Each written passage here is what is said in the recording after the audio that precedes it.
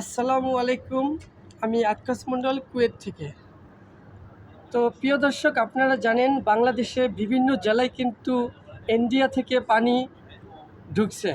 বিশেষ করে জামালপুর জেলা, ইসলামপুর উপজেলা, বিভিন্ন ইউনিয়নে গ্রাম ও রাস্তাঘাট বন্যা পানি প্রবাহিত হয়েছে।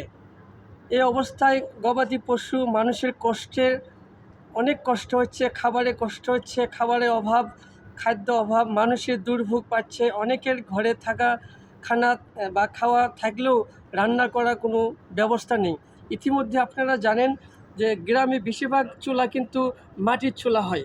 হয়তো শতকরা 10টা চুলা গ্যাসের আর বেশিরভাগ মাটির চুলা। এই জন্যে অনেকের যদি ঘরে একটু খাবার থাকে, তাদের রান্না করার কোনো ব্যবস্থা নেই।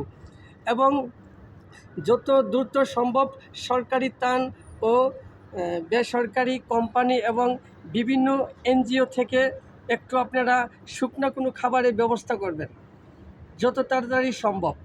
এবং সেই সাথে শুকনো খাবার ও স্যালাইন ব্যবস্থা করা দরকার। আর ইতিমধ্যে যারা এই ভিডিওটা দেখছেন, অবশ্যই ভিডিওটা একটু শেয়ার করবেন এবং এই অসহায় পানিবন্দী মানুষগুলোর পাশে দাঁড়াবেন। বিশেষ করে আমাদের বেলগাছা যে ইউনিয়নটা রয়েছে, এখন প্রত্যেকটা বাড়িতে কিন্তু পানি। আমি কিছুক্ষণ আগেও বিভিন্ন মানুষের সাথে কথা বলেছি, তারা পানির ভিতরে এক হাঁটু পানি তাদের ঘরের ভিতরে। এবং চিনারুল ইউনিয়ন, পাতুশি ইউনিয়ন এবং আপনার পচাবালা যে ইউনিয়ন এবং ইসলামপুরের প্রত্যেকটা ইউনিয়নেতে পানি কোমরপর্যন্ত। রাস্তাঘাটগুলো কিন্তু কোনো যানবাহন চলতেছে না।